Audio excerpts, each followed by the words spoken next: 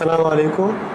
August পেপারসের পক্ষ থেকে আজকে আমাদের সাথে আছেন শরীফ বিন ওসমান হাদি ভাই। আমরা সৌভাগ্য উনি ব্যস্ত সময়ের মধ্যে আমাদেরকে ইন্টারভিউয়ের জন্য আমাদের সাথে এসেছেন। কেমন আছেন শরীফ? আলহামদুলিল্লাহ ভাই, কেমন আছো? আলহামদুলিল্লাহ। আপনি কেমন আছেন এবং বর্তমানে বাংলাদেশ কেমন আছে যদি একটু ছোট করে বলুন। আমরাও ভালো আছি, বাংলাদেশও ভালো আছে। এর কারণ হলো বাংলাদেশে এখন কেউ কাউকে গুম করছে না, কথা বলবার কারণে কেউ গুম হয়ে যাচ্ছে না। সুতরাং বাংলাদেশ ভালো থাকা মানে তো আমরা সবাই মিলেই ভালো থাকা। হ্যাঁ, দেশের মধ্যে নিশ্চয়ই কিছু ক্যাওটিক সিচুয়েশন আছে, বাট 16-17 বছর ধরে যেটা ধ্বংস করা হয়েছে এটা তো আর 16 মাসে ঠিক হয়ে যাবে না। কিন্তু আমরা যে কথা বলতে পারছি, কাজ করতে পারছি ন্যূনতম, এর মানে ইনশাল্লাহ আমরা সবাই মিলে সেগুলোকে ঠিক করতেও পারবো। সুতরাং আমরা ভালো আছি আলহামদুলিল্লাহ। জি, আমরা ইনকিলাব মঞ্চের স্টোরিটা জানি যে এখন ইনকিলাব কালচারাল সেন্টার যেটা শুরু হয়েছে, এটার লক্ষ্যটা কি এবং এটার স্বপ্নটা আপনার? আমাদের স্বপ্নটা আসলে অনেক বড়। আপাতত আমরা যেটা বলতে চাই যে আমাদের দুর্ভাগ্য হয়তো যে বাংলাদেশের যে একদম আবহমান কাল থেকে তার নিজস্ব সংস্কৃতি, বাংলাদেশের সংস্কৃতি বলতে শুধুই অনেকে এভাবে পোট্রে করা হয় যে নাচ গান কবিতা, কিন্তু তা তো আর না।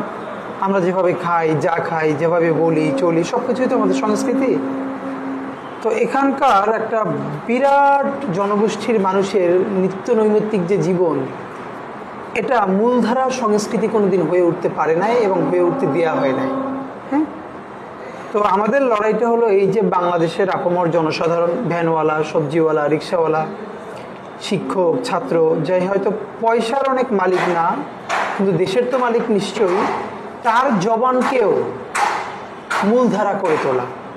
মানে তার যেই শব্দ, তার যেই আবেগ, এগুলো যেন একটা বিশেষ কোটায় কোনোখানে পোট্রে না হয়ে বরং সেটা যেন মূলধারা হয়ে উঠতে পারে। আমাদের লড়াইটা ওই জায়গাটায় যে আপামর জনসাধারণের জবানকে মূলধারা করে তোলা। সুতরাং আমাদের এই কালচারাল সংগ্রামটা হচ্ছে যে আমরা সকল ঘরানা, এখানে কোনো ঘর একটাই শুধু ঘরানা, বাংলাদেশ কামস ফার্স্ট। সুতরাং সে যে ধর্মের হোক, যে বর্ণের হোক, এমনকি যে কোনো দলীয় ফিলোসফির হোক, এটা কোনো সমস্যা নাই। কিন্তু আমাদের লক্ষ্য যেহেতু বাংলাদেশ কামস ফার্স্ট, সুতরাং এইটাকে সামনে রেখে আমরা একটা সাংস্কৃতিক সংগ্রাম সামনের দিনই করতে চাই। এটার একটা সূচনা কালচারাল সেন্টার।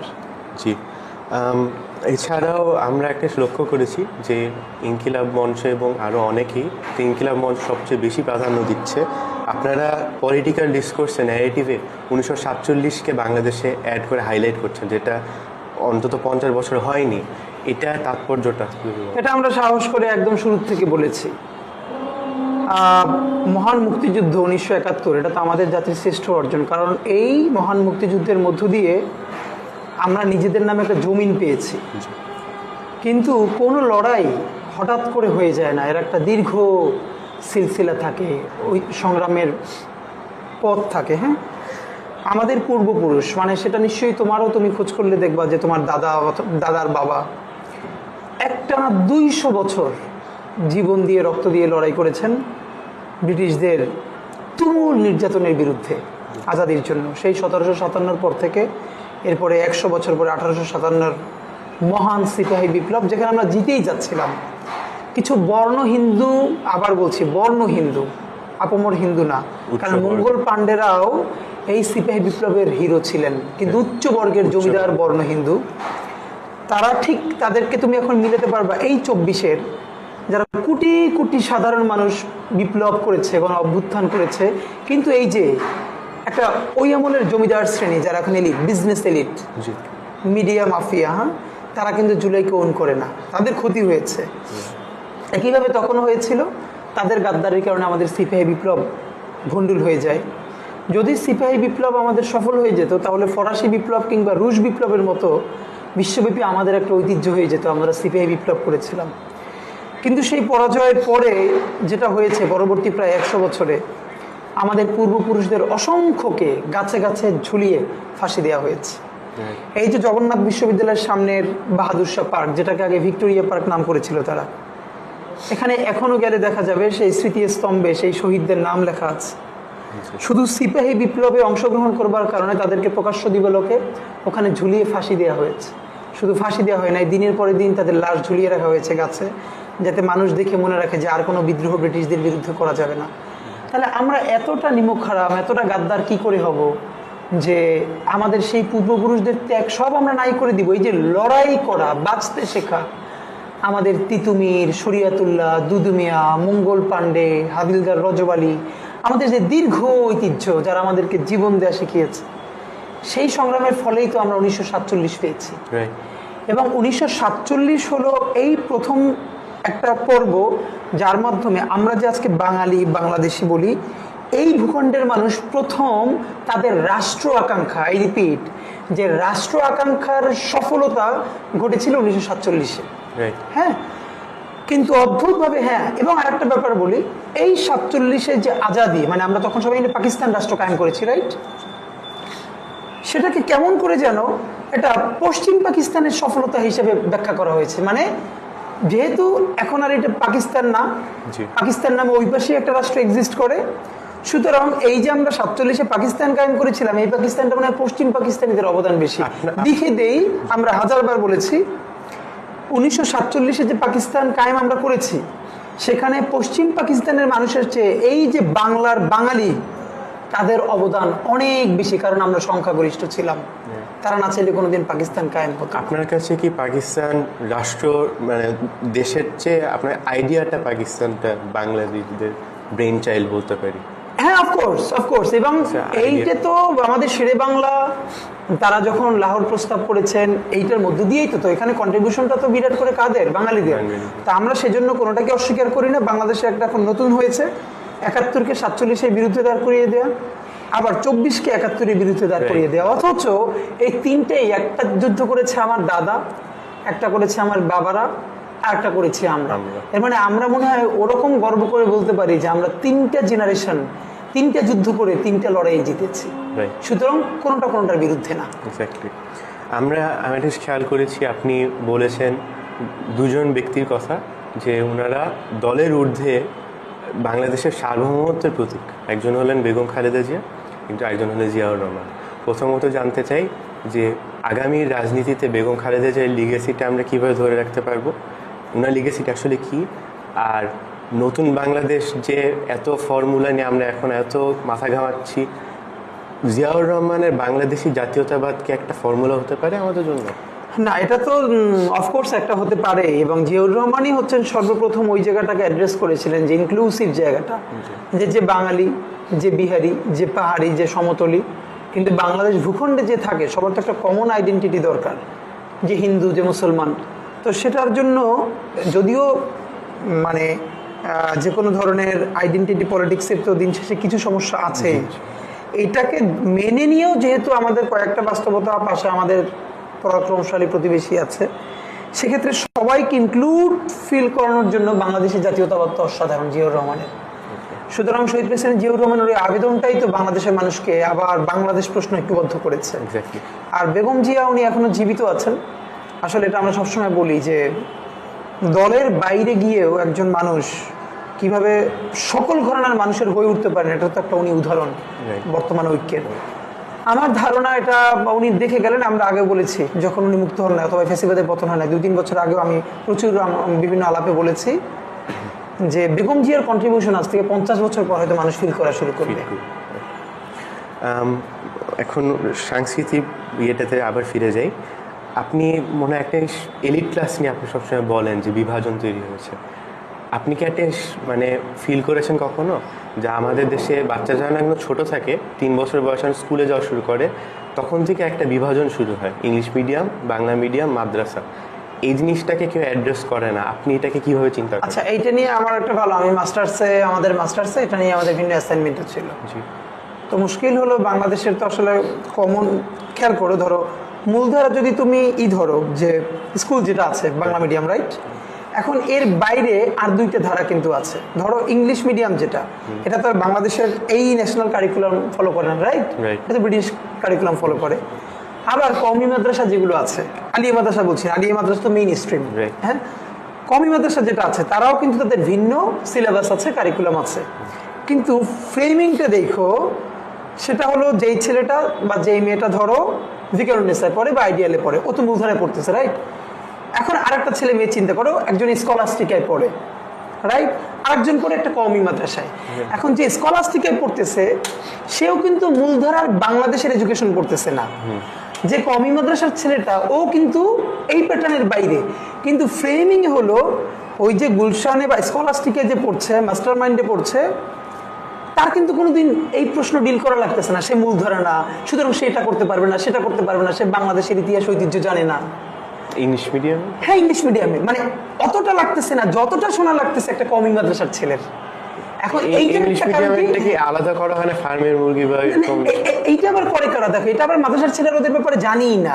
ইভেন সেটা ফার্মের মুরগি আবার ধরো শুধু ইংলিশ মিডিয়ামকেই বলে না, এটা ইভেন যারা প্রাইভেট ইউনিভার্সিটিতে আরবান ক্লাসটা আছে ওদেরকে অনেকে বলে।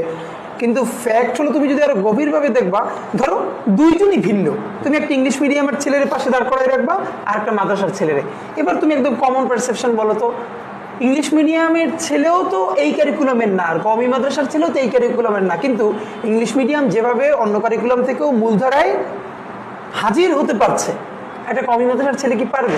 না, পারবে না। না পারার কারণ হলো ওই যে অর্থনৈতিক জায়গাটা, কারণ যে ইংলিশ মিডিয়ামে পড়ছে তার ওই আর্থিক জায়গাটা অনেক মজবুত বিধায় অটোমেটিকলি সে একটা এলিট বর্গের মধ্যে আছে, কিন্তু কওমি মাদ্রাসার ছেলে তো সেটা নাই। তো আমাদের মুশকিলটা হলো আমরা যতবার বলি কি করতে হবে, সবাইকে মূলধারা করতে হবে, ততবার আমাদের বুদ্ধিজীবীদের মাথায় থাকে কওমি মাদ্রাসার ছেলে মেয়েদেরকে মূলধারে আনতে হবে, কিন্তু তাদের মাথায় কিন্তু এতবার থাকে না যে ইংলিশ মিডিয়ামের ছেলে মেয়েদেরকেও মূলধারায় আনতে হবে, কারণ এই কথাগুলো যারা বলে তাদের বাচ্চারাও বিদেশে পড়ে এবং ব্রিটিশ কারিকুলামে পড়ে।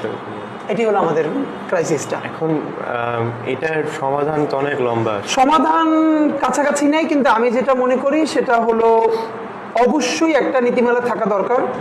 সে ব্রিটিশ কারিকুলামে পড়ুক, কওমি মাদ্রাসায় পড়ুক, সবাইকে এখনই বাংলা একদম মূলধারায় শতভাগ আনতে হবে এমন না, বাট একটা বেসিক গাইডলাইন থাকতে হবে, তুমি যেই মাধ্যমেই পড়ো অন্তত এই সিলেবাসটা তোমার কারিকুলামে রাখতেই হবে, যে বাংলাদেশের বিভিন্ন যেগুলো গুরুত্বপূর্ণ জিনিস, এটা তুমি কওমি মাদ্রাসাও যদি পড়ো, তুমি ইংলিশ মিডিয়ামে পড়ো, অন্তত এইটুকু। ধরো আমি বলি এখন কিন্তু বাংলাদেশের প্রাইভেট ইউনিভার্সিটিতে একটা হয়েছে, যেমন আমি যেহেতু পড়াই, যে বাংলাদেশের প্রত্যেকটা প্রাইভেট ইউনিভার্সিটিতে বাংলাদেশের studies and the history of emergence of Bangladesh, তুমি যে ইউনিভার্সিটিতে পড়ো, যে ডিপার্টমেন্টেই পড়ো, তোমার এই কোর্সটা পড়তে হবে, ন্যূনতম একটা জায়গা তো হয়েছে। আমি মনে করি ওই একটা সমঝোতায় অন্তত প্রাথমিকভাবে আসা উচিত, আর সবচেয়ে ভালো হবে যদি আমরা সবটাকে একসাথে নিয়ে আস্তে আস্তে সামনের দিকে যেতে পারি, বাট এটা এখনই ফিজিবল না। আপনি ভারতীয় কালচার বা কলকাতাতে যেটা আসে সেটা নিয়ে বলেন, আপনি খেয়াল করছি অনেকদিন ধরে যে মানুষেরও ইন্ডিয়ান কালচার থেকে ফেড আপ হয়ে গেছে, হয়ে যাওয়ার কারণে তারাও এখন বিদেশি কালচারই নিচ্ছে, মনে করেন টার্কিশ, পাকিস্তানি, ইরানিয়ান, কোরিয়ান। এখন এটাকে কি আমরা পজিটিভলি নিতে পারবো? কারণ বাংলাদেশি মিডিয়াও কিন্তু এখনো ওই ইন্ডিয়া ঘাসার এখন ওই কোয়ালিটিটা যাইতে পারে না যে মানুষ এনজয় করবে। হ্যাঁ শিওর। দেখো একটা ব্যাপার হলো যে তুমি আমি খুব মোটিভেটেড হয়ে একটা জিনিস দেখা, জি, আর একটা হলো না আমি পয়সা খরচ করে ওই জিনিসটা দেখা। তো ওইটা যদি ওই মানের না হয়, একটা সিনেমা বলো, সিরিজ বলো, রাইট, দেশপ্রেমের জায়গা দিয়ে না তুমি দীর্ঘদিন সেল করতে পারবে।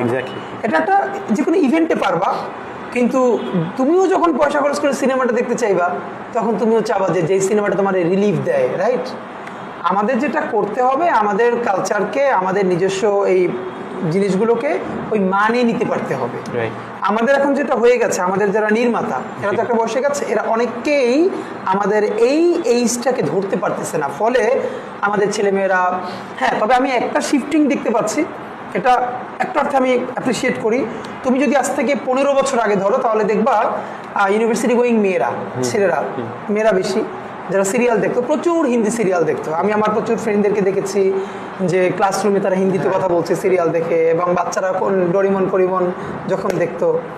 তো এখন শিফটিংটা কেমনে হয়েছে, যারা এখন সিরিয়াল দেখে তারা এখন আর হিন্দি সিরিয়াল দেখে না, কোরিয়ান দেখে, জাপানিজ দেখে, হ্যাঁ পাকিস্তানিও দেখে, অনেকে টার্কিশ দেখে, বাট আমি অনেকেই দেখি যে কোরিয়ান টোরিয়ান। এর মানে তুমি যদি ইউনিভার্সালি হও, তাহলে একটা দেশে আটকে না থাকে, সবগুলোই একটু একটু একটু একটু চেক করে দেখা এখন তুমি আমি যত বলি তুমি আমি এটা আটকাইতে পারবো না। গ্লোবালাইজেশনের এক্স্যাক্টলি, তাহলে আমাদের কাজটা কি? আমরা এমন একটা জিনিস দাঁড় করাইতে হবে যে আমাদের বাচ্চারা কাচ্চারা সব দেশের সবকিছুই দেখবে, কিন্তু সবকিছু গ্রহণ করবে না, একটু রয়ে সয়ে গ্রহণ করবে। মানে নিজের একটা বেসিক জায়গাটা ঠিক রেখে, যার কাছ থেকে যেটুকু, তোমার এলাকায় 10টা দোকান আছে, একই খাবার বিক্রি করে, তুমি কি 10 দোকান থেকে কেনো?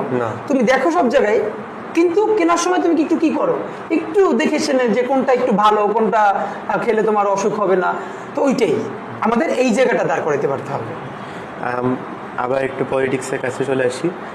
জেনজিকে নিয়ে অনেক একটা অ্যাপ্রিসিয়েশন ছিল, আশা ছিল সবার, জেনজিকে নিয়েও মানুষ অনেক প্রশংসা করতেছিল। ধাপ করে সেটা নাকি 25 সালে ঢোকার পরে সেটা চলে গেল, ওদেরকেও দোষারোপ করা শুরু হলো। অ্যান্ড জেনজির বিষয়টা কি? আর না, এই যে দোষারোপ করছে এটা হলো এক ধরনের সমষ্টিগত মিডিয়ার ফ্রেমিং। আচ্ছা, হ্যাঁ, এবং মুশকিলটা হলো কি, ধরো আমি তোমারে বলি, বাংলাদেশের যারা মূলধারা মিডিয়া, রাইট? তো মূলধারা মিডিয়ার তো মালিক তো আর কেউ জেনজি না, ইভেন তার নিউজ প্রেজেন্টার থেকে শুরু করে প্রডিউসার থেকে শুরু করে কেউই তো না। তো এরা যেই মনস্তত্ত্ব ধারণ করে, এতে আসলে ওই জেনজির অ্যাপ্রিসিয়েশন নেওয়া তাদের জন্য কঠিন, কারণ কালচারাল গ্রুমিং বলে তো একটা ব্যাপার। তো এই জন্য এরা এইভাবে ফ্রেমিং করবার চেষ্টা করে। কিন্তু আমি গত পরশু একটা শোতে এই জন্য বলেছি, কিন্তু ধরো মিডিয়া যা বলে এইটাই যদি বাংলাদেশের মানুষের কাছে শতভাগ, মিডিয়ার একটা কাজ কি, সে ওপিনিয়ন মেক করে, হ্যাঁ, ওপিনিয়ন প্রডিউস করে।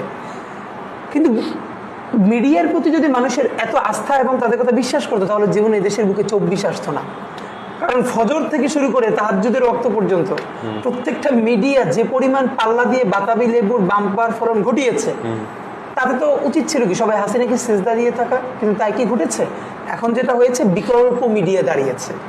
এখন আমরা বরং বলবার সময় যে বিকল্প মূলধারা। আমি সেদিনকে একটা টিভিতে বলেছি যে এই যে আপনারা টিভি আমাদের সাথে কথা বলছেন, কেন বলছেন জানেন? খুব ভালোবেসে না, বিকজ এখন অনেকগুলো বিকল্প মূলধারা হয়ে গেছে, সে কারণে আপনারাও এখন জনতার কাছে আসতে বাধ্য হচ্ছেন, নইলে আপনারা অপ্রাসঙ্গিক হয়ে যাবেন।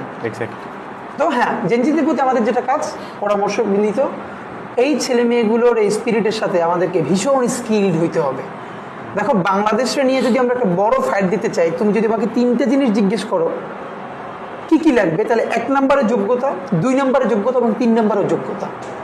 ইন্ডিয়ান ছেলেমেয়েরা সারা পৃথিবীর অফিসগুলোতে আইটি এক্সপার্ট। আমাদের দেশ থেকে আমরা শুধু পরিচ্ছন্ন কর্মী প্রডিউস করি। আমার যেই ছেলেটা কোরিয়ায় যায়, ও একটা অফিসের ক্লিনার, আর ওইখানের ইন্ডিয়ান হচ্ছে একজন আইটি অফিসার। তো বলো কার আধিপত্য সেখানে প্রতিষ্ঠিত হবে? আমাদের এখন লাগবে যেটা, আমাদের প্রচুর স্কিলড ওয়ার্কফোর্স লাগবে দুনিয়া জুড়ে। আমাদের জেনজিরা যদি সেটা হয়ে উঠতে পারে, ইনশাল্লাহ আমরা এই লড়াই হেরে যাব না। আমি একটু একটা ছোট্ট প্রশ্ন, স্কিল ওয়ার্কফোর্সের জন্য তো আমাদের শিক্ষার সংস্কারটা দরকার। অফকোর্স আমরা এই সরকারকে কি বেশি দেখতেছি পলিটিক্যাল বিষয় দিতে? এই কথাটা তোমার সাথে বলি, দেখো এই ইভেন শিক্ষা সংস্কার কমিটি হলো না। এক্স্যাক্টলি, এটা আমি মানে ভেবেই পাই না, এটা কি কারো আমি ভাবছিলাম হবে। মানে ধরো যদি 3টে সংস্কার কমিটি হওয়ার কথা, তার মধ্যে তো একটা শিক্ষা সংস্কার কমিটি হওয়ার কথা। এদেশের শিক্ষা, এবং আমি তোমার বলি, আমি ইউনিভার্সিটিতে ক্লাস নেওয়ার সময় খুব হতাশা নিয়ে বাচ্চাদেরকে বলি মাঝে মধ্যে, কিছু কিছু জিনিস বোর্ডে লিখি না, মুখে বলি, তো ওর স্পেলিং এলোমেলো হয়ে যায়। তখন আমি হতাশা নিয়ে বলি যে দেখো, তোমাদেরকে যে স্পেলিংটা এখন আমার বলে দিতে হচ্ছে, এইটা 19 স্ট্যান্ডার্ড স্টুডেন্টদের কথা, কিন্তু এই যে তোমাদেরকে বলা লাগতেছে, এর মানে এইটা তোমাদের প্রবলেম না, পুরো দেশটার শিক্ষা ব্যবস্থা এটা করা হয়েছে। হ্যাঁ, এখন এটা হয় নাই, কিন্তু করতে তো হবে, ওই জায়গাটায় হাত দিতে হবে। এবং ফাঁকে বলে রাখি, এত হরে ধরে উচ্চশিক্ষা লাগবে না আমাদের, এত ইউনিভার্সিটি কেন লাগবে ভাই? আমেরিকায় কত % মাত্র হায়ার এডুকেশন নেয়?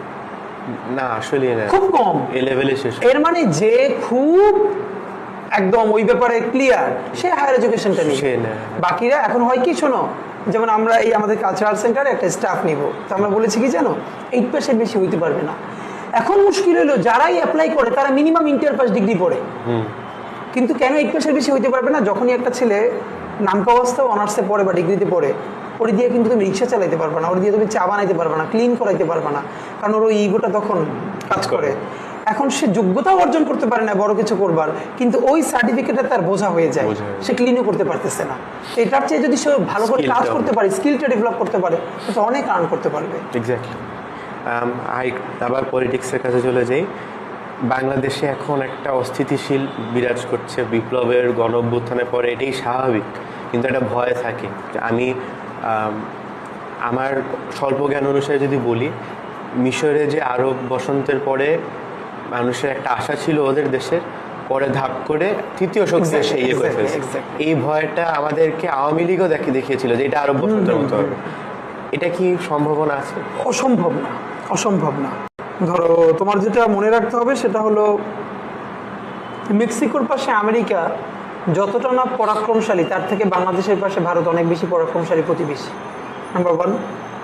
নাম্বার টু হলো এখানকার পুরো এস্টাবলিশমেন্ট অলমোস্ট কালচারালি সবাই এই ফ্যাসিস্ট ঘরানার সমর্থকই শুধু না, কর্মী। হ্যাঁ, তাহলে কোটি কোটি মানুষ আছে তার বিরুদ্ধে, কিন্তু তাদের কোনো স্টেক নাই, পাওয়ার নাই। আর যেই অংশটা হাতে পাওয়ার আর পয়সা আছে তারা কিন্তু ওই গোষ্ঠীটাই এতদিন ধরে তারা তৈরি করেছে। সুতরাং এটা একদম যে হতে পারে না তা না, কিন্তু আমাদেরকে যেটা করতে হবে সেই বৃহত্তর, ধরো মুরসির সাথে যে জুলুমটা হয়েছে, রাইট, এরপর কি মিশরের মানুষ সেই লড়াই বন্ধ করেছে? হামাস যে দীর্ঘ প্রতিরোধ গড়ে তুলছে, মানে তোমার বিরুদ্ধে বোমা মারছে আর তুমি গুলতি দিয়ে প্রতিরোধ করছো, এটা তো প্রতিরোধ না। কিন্তু ওই যে লড়াইয়ের জায়গাটা, যে আমি বেঁচে থাকা পর্যন্ত, তুমি ওই যে সিনওয়ারের সেই আইকনিক ভিডিওটা, তাকে যখন গুলি করছে শেষেও সে একটা প্রতিরোধ গড়ে তুলছে। তো কাউরে না কাউরে তো প্রতিরোধটা জারি রাখতে হবে। ধরো তুমি আমি মারা গেলাম, হ্যাঁ, কিন্তু বাংলাদেশের জমিনটা তো কিয়ামত পর্যন্ত থাকবে। তো এই জমিনে যেহেতু থাকবে, এই জমিনে কারো না কারো লড়াইটাও করতে হবে। আমাদের কাছে এটাই। আমাদের একটা চরম রেয়ার জিনিস আছে, যেটা আমি মনে হয় ভারতে হালকা পাতলা আছে, কিন্তু বাংলাদেশে এটা অনেক বেশি। প্রবাসী অ্যাক্টিভিস্টদের মধ্যে একটা চরম বিভাজন দেখা যাচ্ছে। সবাই পিছনে। প্রবাসী অ্যাক্টিভিস্টদেরকে আমরা আবার অনেক ফলো করি, আমরা পছন্দ করি, কারণ ওদের বিভাজনের জন্য কি আমাদেরকে এফেক্ট করছে না? এক।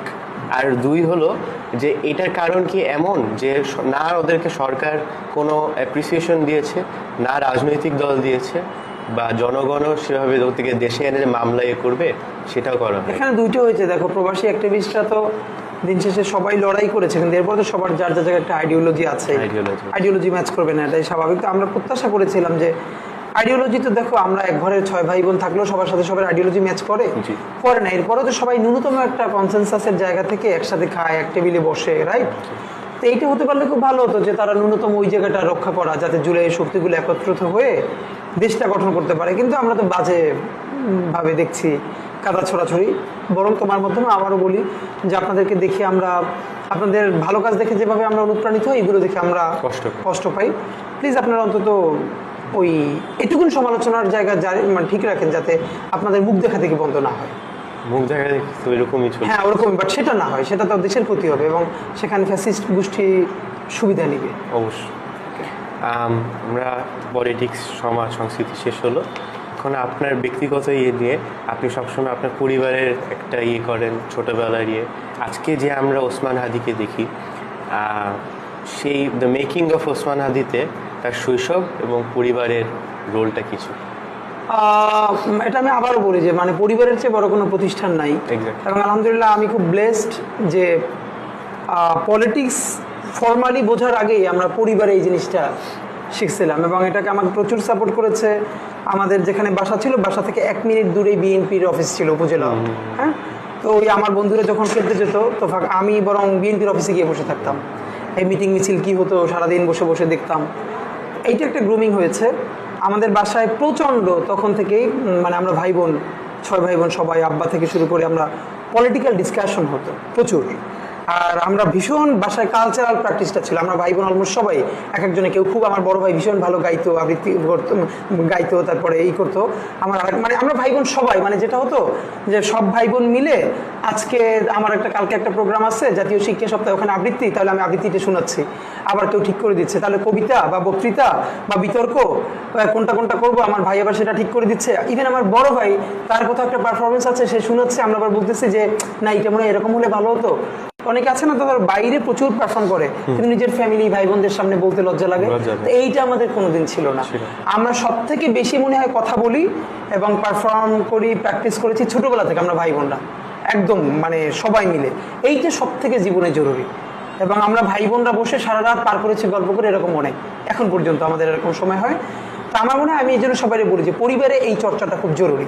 শিক্ষা প্রতিষ্ঠানে শুধু হয় না, দ্বিতীয়ত আমার শিক্ষা প্রতিষ্ঠান, আমি ইন্টার পর্যন্ত যেখানে পড়েছি, দুর্দান্ত, মানে একই একটা মাদ্রাসা, একই মঞ্চে একই দিনে প্রথমে আরবি নাটিকা, তারপরে ইংরেজি নাটিকা, তারপরে বাংলা নাটক মঞ্চস্থ হতো। হ্যাঁ, এবং বিভাগীয় কমিশনার, ডিসিএসপি, ওনারা সেটা অডিয়েন্স থাকতেন, আমরা পারফর্ম করতাম। আর নৃত্য ছাড়া এমন কোনো সঙ্গীতের জনরা নাই, রবীন্দ্রসঙ্গীত, নজরুল সঙ্গীত, পল্লীগীতি, ঝালকাঠি এনএস কামিল মাদ্রাসা, মানে ওই গ্লোরিটা ওই প্রতিষ্ঠানের এখন হয়তো নাই আর, কিন্তু আমাদের সময়টা ওটা গোল্ডেন পিরিয়ড ছিল। হ্যাঁ, তো এই গ্রুমিংটা আমাদের দুর্দান্ত তখন হয়েছে। তো আমার জীবনে যেটা সুবিধা হয়েছে, কালচার অ্যান্ড পলিটিক্স দুটোকে আমাকে বুঝতে হেল্প করছে। আমার কালচারাল অ্যাক্টিভিজম, কালচারাল পড়াশোনা, বোঝাপড়া, এইটা আমার পলিটিক্সে হেল্প করেছে। আর আমার যে পলিটিক্যাল জার্নিটা, এইটা আবার কালচার বিনির্মাণে হেল্প করেছে। তো দুটো মিলে আমাদের একটা স্বতন্ত্র জায়গা তৈরি হয়েছে, এটা আমরা আসলে টের পেয়েছি। আর পরে তো ঢাকা ইউনিভার্সিটি, তো ঢাকা ইউনিভার্সিটি আমাদের লাইফে যখন আমরা এসেছি তখন তো ফ্যাসিবাদের আমল, এটা আমাদেরকে স্কুইজ করে দিয়েছে, আমাদেরকে কোনোদিন স্পার্ক করতে দেয় না, আমাদেরকে গ্রো করতে দেয় না। যখনই আমরা গ্রো করতে চেয়েছি তখনই আমাদেরকে আরো প্রেস করেছে। তো এখন বরং আমি ঢাকা ইউনিভার্সিটি আমার ছোট ভাইদেরকে বলি ওদের, যে তোমাদের প্রতি আমার খুব ঈর্ষা হয়, তো তোমরা কি একটা লাইফ লিড করতেছো, কেউ তোমার কিছু বলতেছে না, কথা বলতে পারতেছো, অথচ যতক্ষণ ক্যাম্পাসে থাকতাম ততক্ষণ আব্বা আম্মা কি ভয়ে থাকতো, আব্বা আমার হলে থাকতে দেয় নাই, যে কোনো সময় হয়তো আব্বার প্রতি আমার খুব রাগ হইতো, আব্বা হলে কারণ তুমি জানো যে ডিবেটিং থেকে শুরু করে ভার্সিটির যত কার্যক্রমগুলো এগুলো ম্যাক্সিমাম হলে হয়, এগুলো সব সন্ধ্যায় বা রাতে হয়। তা আমার তো আব্বা হলে থাকতে দিত না, এই এক কারণে, আব্বা জানতো ছোটবেলা থেকে যে আমি প্রচন্ড প্রতিবাদী ছিলাম, তো এরকম হলে কোনো না কোনো দিন আমি যে কোনো প্রোগ্রাম প্রতিবাদ করবোই এবং আমার উপর খারাপ একটা কিছু হয়ে যাবে। তো আব্বা আমার বোনের বাসায় রাখতো জোর করে, এই জন্য আমি আব্বার প্রতি অনেক মন খারাপ ছিল আব্বা এটা করে। কিন্তু একটা দিনের পর আমার মনটা খারাপ থেমে গেছে, সেটা হলো আব্রার যেদিন শহীদ হয়। সারা রাত আমি ঘুমোতে পারিনি, মেন্টালি একদম অসুস্থ হয়ে গিয়েছিলাম। তো তখন মনে আছে যে আব্রারের বাড়ি পর্যন্ত আমরা গেছি ওর কবর জিয়ারাত করতে আঙ্কেল আন্টির সাথে। আব্রারের কাপড় চোপড়গুলো এখন পর্যন্ত আন্টি একটা আলমারিতে গুছিয়ে রাখছে।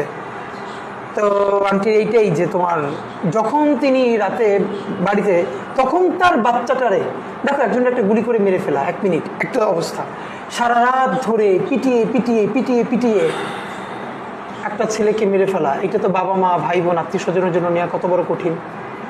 তো তখন আমার মনে আছে আমি হয়তো এরকম একটা অবস্থার শিকার, এই আবরার তো আমিও হইতে পারতাম, আমি হয়তো মরেই যেতে পারতাম, কিন্তু আমার বাবা মা ভাই বোন তারা তো সারা জীবন এটা নিতে পারতো না। এটাই একটা ফিলোসফিক্যাল প্রশ্ন, মানে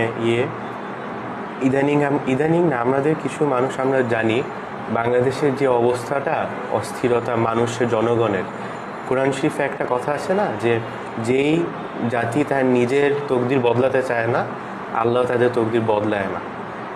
আপনার কি কোনোভাবে মনে হয় যে বাংলাদেশের জনগণের মধ্যে আল্লাহ এরকম কোন একটা, মানে বাংলাদেশের জনগণই তার নিজের জন্য দায়ী এই না? প্রথমত তো এটা স্বাভাবিক যে ধরো জনগণ যেমন তার শাসক হয় তেমন, এইটা হলো একটা ব্যাপার। আর ধরো যত এত কিছুর মধ্যে বলি যে আওয়ামী আমলে যারা লুটপাট করেছে, হাজার হাজার কোটি টাকা পাচার করেছে, গুম খুম না আয়নাগর করেছে, দেখো এরা কিন্তু অনেক দূরের লোক না, তোমার আমাদেরই আত্মীয় স্বজন, আমাদের কারো চাচা ফুপা, তাই না? ইভেন যে মানুষটা গুম করতেছে আরেকজনরে, সেই কিন্তু আবার দেখবা সে যদি তোমার চাচ্ছু হয়, তোমার একটু জ্বর হইলেও সে কিন্তু ভীষণ কষ্ট পাইতেছে। এই মনস্তত্ত্ব তুমি ভাবো, সত্য কথা না? তো আমাদের যেটা করতে হবে, ধরো এরপরেও আবার এই ঝুলিয়ে যারা জীবন দিল তারাও তো আমাদেরই লোক, সব মানুষই আছে, কিন্তু জাতির খুব অল্প মানুষকে দায়িত্ব নিতে হয় পুরো জাতিকে পথ দেখানোর জন্য। এইটা হাজার হাজার লক্ষ লক্ষ মানুষ হয় না। হ্যাঁ, এটা সবসময় কোনো সোসাইটিতে হয় না। ইভেন সেই আইএমএ জাহিলিয়াতে দেখো হাজার হাজার মোহাম্মদ রাসূলুল্লাহ হয় নাই, আমেরিকার গৃহযুদ্ধের পরে দেখো হাজার হাজার আব্রাহাম লিঙ্কন হয় নাই, তাই না? প্রত্যেকটা জায়গায় তুমি দেখো, প্রত্যেকটা সোসাইটিতে আল্লাহ অল্প কিছু মানুষ তৈরি করেন যারা পুরো জাতিকে পথ দেখাবেন। সুতরাং ওই দায়িত্বটা কাউরে না কাউরে নিতে হবে, আশা তাহলে আমাদের ইনশাআল্লাহ। হ্যাঁ নিশ্চয়ই, এই জন্য তো আমি হতাশই হই না। ধরো হতাশ আমরা কেন হব, যে এইখানে ছোট ছোট ছেলে মেয়েরা ফ্যাসিবাদ তাড়িয়েছে, নিজের চোখ খুলে পড়ে যাচ্ছে, তারপর সে মিছিল থেকে সরছে না। তুমি তো ইংলিশ মিডিয়ামের, আমাদের গার্ডিয়ানের সাথে দেখা হয়েছে, তার বাচ্চাকে নিয়ে এখানে এসেছিল, বয়স কত, 15-16। তো ও স্বাভাবিকভাবে ইংলিশ মিডিয়াম, ওদের তো পাশে কমিউনিকেশন কম, নিজেরা বাসায় নিজেদের মতো করে থাকে, ও একদমই কারোর সাথে মিশে না, গেমস খেলে।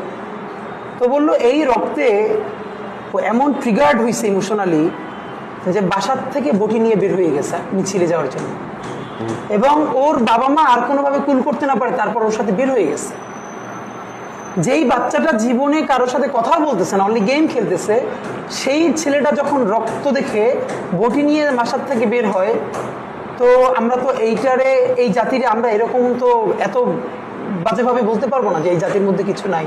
হ্যাঁ, এই জাতির কি নাই জানো, আমি তোমার বলি, ট্রাস্ট করবার মতো, চক্ষু বন্ধ করে বিশ্বাস করবার মতো লিডারশিপ নাই। এই জাতিরা সব আছে, প্রত্যেকটা জাতির লিডার থেকে অল্প কিছু। চোখ বন্ধ ধরো, শেরে বাংলার মতো একটা ফিগার। এরপরে আমি তোমাকে তো আবারও বলি যে দ্য লাস্ট ম্যান ওয়াজ শহীদ প্রেসিডেন্ট জিয়াউর রহমান, যাকে তার শত্রুরাও কোনোদিন ডিসঅনেস্ট বলতে পারে না। চক্ষু বন্ধ করে বলতো বাংলাদেশের স্বাধীনতা সার্বভৌমত্বের প্রশ্নে, সে এটা বলেছে, ইয়েস দ্যাটস ফাইন। আমরা আর কোনো স্টেটমেন্ট তৈরি করতে পারি না। মানে এটা শুনে আমার অ্যাড করতে চাই, আমি দেখেছি শেখ হাসিনা কখনো বলেনি, কোনোদিন বলে না, বলেছে ভাঙা সুটকেস। এর মানে কি, সে পর্যন্ত স্বীকৃতি দিচ্ছে যে প্রেসিডেন্ট জিয়াউর রহমান মারা যাওয়ার পর তার ভাঙা সুটকেসে ছিল। আমরা বরং চাইতেছি যে আমাদেরকে ওইরকম কিছু, জিয়াউর রহমান সৎ, দেশের প্রশ্নে মরে যাবে, কিন্তু দেশের প্রশ্নে দেখো মানুষ বেঁচে থেকে কি হয়। ধরো জিয়াউর রহমান মরে গেছে, আর অনেক বহুদিন ধরে বেঁচে আছে, সবসময় বেঁচে থাকাটাই কিন্তু কৃতিত্ব না। হ্যাঁ, আমাদের এখন যেটা লড়াইটা, আমাদের সব কিছু লিডারশিপ লাগবে। ওই রকম ট্রাস্ট যদি কেউ বিল্ড করতে পারে, তার পিছনে জাতি একত্রিত হওয়ার জন্য অনেক ছেলে মেয়ে প্রস্তুত। শুধু আমাদের একটু নার্সিংটা লাগবে, গ্রুমিংটা লাগবে। ছেলে মেয়েদের কথা বললেন, বাচ্চাদের জুলাইয়ের কথা বললেন।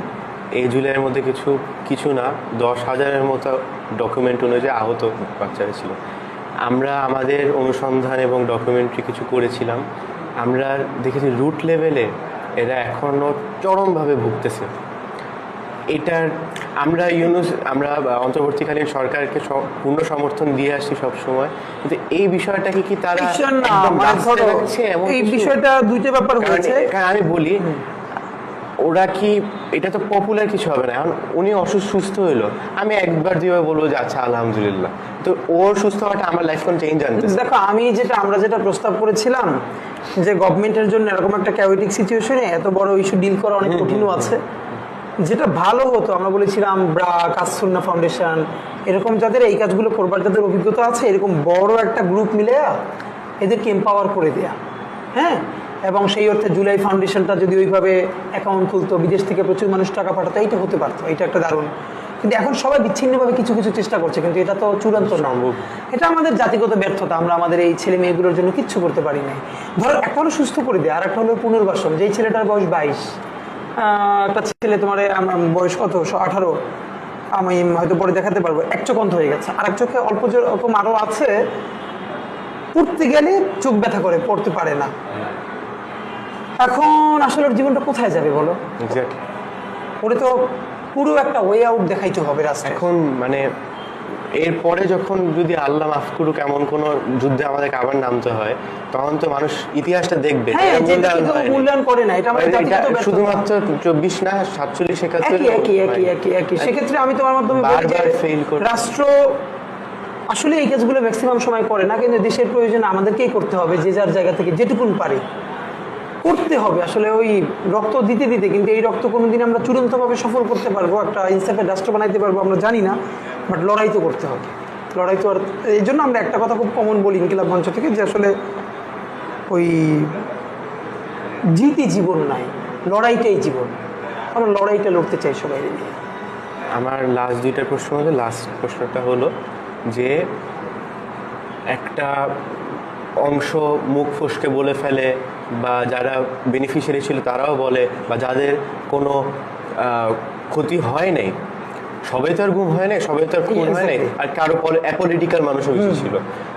তো এদের যাদের সমস্যা ছিল না, এরা মোটামুটি ভালোই কিন্তু ছিল। এরা যখন বলে যে আগে ভালো ছিলাম, কারণ শুধুমাত্র হলে গিয়ে তার আন্দোলন হয় সামনে, তার রাস্তার ট্রাফিক জ্যামের মধ্যে বসে থাকতে, তাই আগে ভালো ছিল, তাদেরকে কিভাবে অ্যাড্রেস করবে? সেলফিশ ভাবটা, স্বার্থপর না, এটা তো অবশ্যই। ধরো ওই যে তোমার বললাম একটা বর্গ, যে যারা সবসময় সুবিধাভোগী অবস্থাটায় ছিল, মানে অন্যের যন্ত্রণা কোনোদিন নিজের করে তুলতে পারে নাই।